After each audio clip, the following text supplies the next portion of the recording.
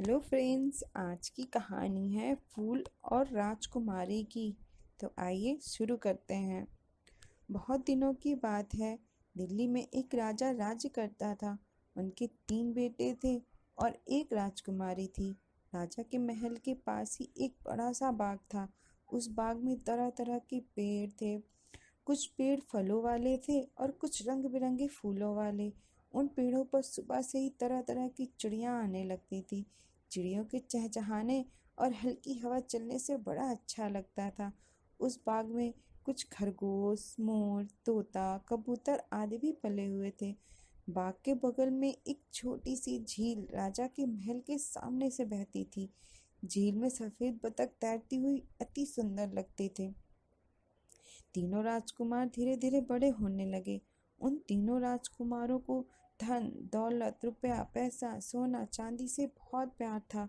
जबकि राजकुमारी दिन दिन भर उसी बाग में रहती थी और वो यही चाहती थी कि हरे भरे पेड़, ठंडी ठंडी हवा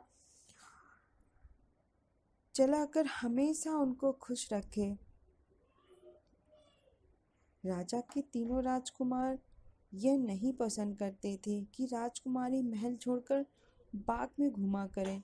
उन राजकुमारों ने जब यह शिकायत राजा से की तो राजकुमारी बोली, मैं पेड़ पौधों और फलों को अपनी जान से ज़्यादा समझती हूँ। इस पर एक राजकुमार ने कहा, इसे फूलों के बारे में कुछ भी जानकारी नहीं है। यह फूलों और पेड़ों की देखभाल के बहाने सिर्फ घूमना फिरना चाहती है। राजा ने सोचा कि मुझे अपने बच्चों का इम्तिहान लेना चाहिए और पता लगाना चाहिए कौन ज़्यादा अक्लमंद है। यह सोचकर राजा ने बहुत सारे रंग बिरंगे कृत्रिम फूल बनवाए और उन फूलों के बीच में कुछ असली फूल भी लगवा दिए। एक एक राजकुमार को अपने पास बुलाकर उनसे कहा, पहचानो इनमें से कौन असली फूल है और कौन बनावटी हैं। सभी राजकुमारों ने बनावटी फूलों को असली बताया। इस पर राजा को बहुत दुख हुआ। राजकुमारों ने आपस में बात की, हमारे पिताजी पहले से ही राजकुमारी को हमसे ज़्यादा चाहते हैं। अब तो यह उसे और चाहेंगे, उसकी बात और मानेंगे। क्यों ना राजकुमारी से भी असली और बनावटी फूलों की जांच कराई जाए। तीनों राजकुमारों ने अपना प्रस्ताव राजा के पास रखा। राजा ने तुरंत राजकुमारी को बाग में बुलवाया और कहा, बेटी, तुम दिन दिन भर बाग में रंग बिरंगे फूलों के बीच में रहती हो। जरा बताओ, इन फूलों में असली फूल कौन से हैं।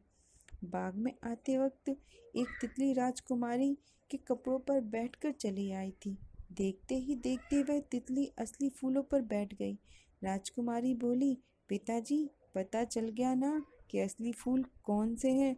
और मैं क्या, जानवर, पशु पक्षी, तितली सभी फूलों से प्यार करते हैं।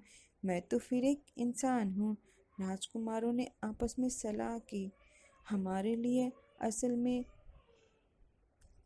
हमारे लिए एक अलग से महल होना चाहिए। जब उन्होंने राजा से कहा तो राजा 3 महल बनवाने के लिए तैयार हो गए। राजकुमारों ने यह जिद की कि महल बाग में ही बनाना चाहिए, चाहे सारे पेड़ ही क्यों ना काटने पड़े। देखते ही देखते सारे पेड़ काट दिए गए। बाग में रहने वाले पशु पक्षी इधर उधर हो गए। झील का पानी महल बनाने में खत्म हो गया। अब न हरियाली रही, न रंग बिरंगे फूल, न पेड़ रहे, न हवा।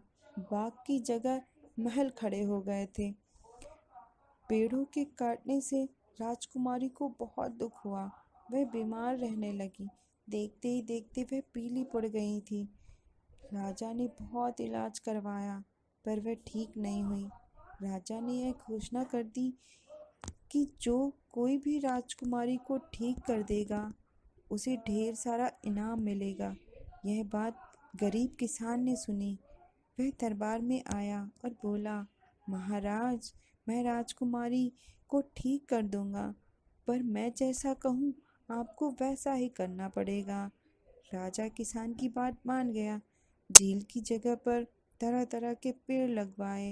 वह पेड़ रंग बिरंगे फूलों के थे। राजकुमारी को ज्यों ही पता चला कि झील की जगह पेड़ लगाए जा रहे हैं, वह धीरे धीरे कुछ खाने पीने लगी। राजा यह देखकर बहुत खुश हुआ। पेड़ों के बढ़ने के साथ साथ राजकुमारी अच्छी होती गई।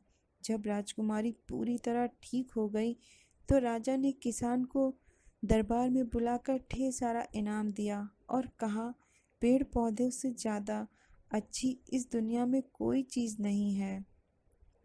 तो दोस्तों, कैसी लगी कहानी? Thank you.